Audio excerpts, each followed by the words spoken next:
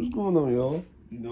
I'm back on the main channel again, and I just have something to say about what could be a potential successful season by JJ Reddick. Now, I seen the tweet like not too long ago before I decided, just press record on this video. And he asked the question. We'll pop the tweet up right here.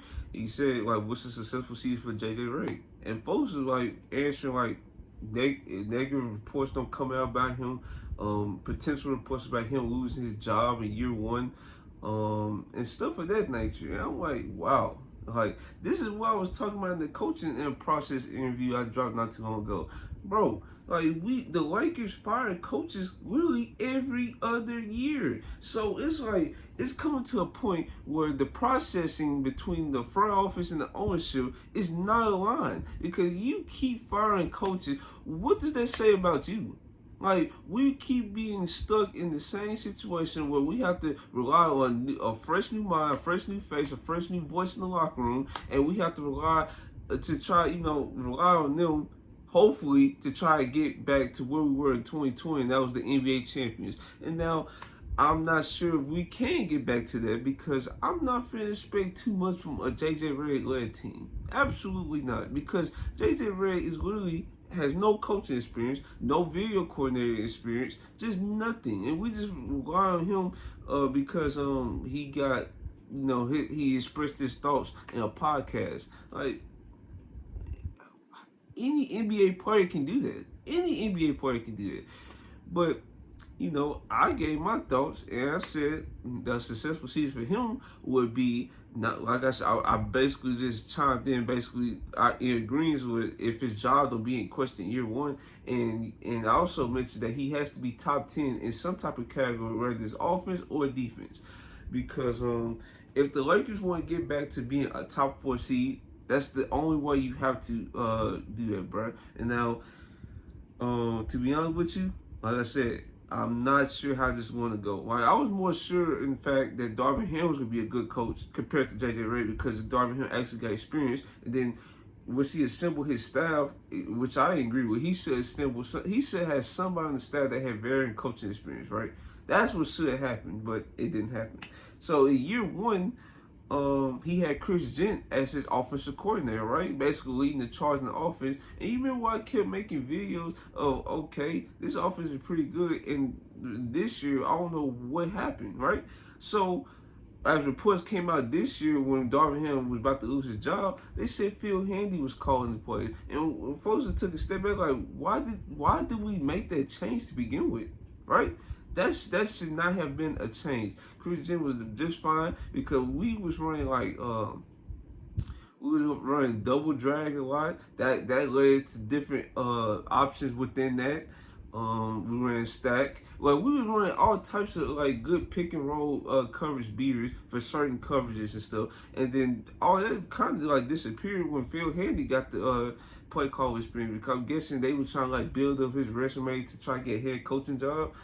And that was a disaster. So, yeah, and I'm really saying all this to say, if JJ Redick, let's say he do get an assistant like coach, right? If he like up and leave, or he decide to retire or something, like Mike D'Antoni did with Steve Nash, he just up and left.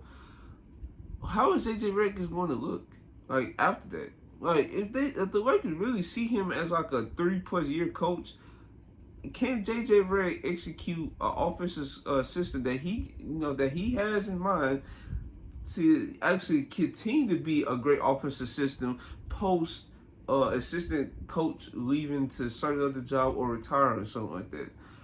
That's what I'm afraid of, because I'm not sure if JJ Redick has that type of like credibility to be out there like actually executing the offensive system. Like, I'm not sure. I'm very not sure about this, because like I mentioned with Steve Nash and Mike D'Antoni, you saw the actual system in place. There's a reason why in year one of the James Harden, Kyrie, KD trio, that they actually look like coherent pieces together, right? And then after that, we seen like Mike D'Antoni, he left in the offseason. I think Amari Stoudemire had left in the offseason. You saw that they wasn't on the same path outside the court or on the court. dog, it was just basically like playing ISO ball. Like at least with Mike D'Antoni, he got you in like actions to set up the ISO. Just Steve Nash just by himself, it was just straight ISO. Just bring it up. Just go work.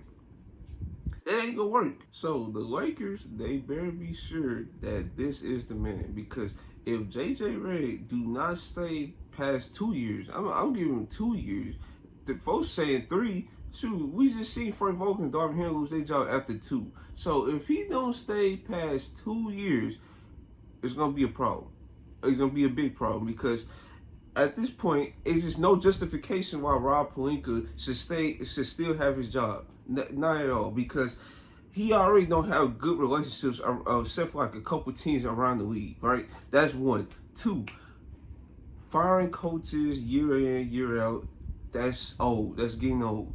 Like, when is it going to be your fault, right? And then allegedly, he has stepped in during the draft process last year to choose Jalen Hood-Schifino. Now, I'm not giving up on him. I'm still in his camp. But the fact that he decided to just go out his way to do that when Cam Whitmore and like other prospects was available was very questionable. But that's the Rob Pelinka experience, right?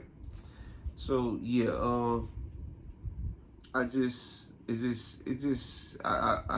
don't know, bro. I just don't know how this is going to go. This could go like folks been saying, really good or really bad.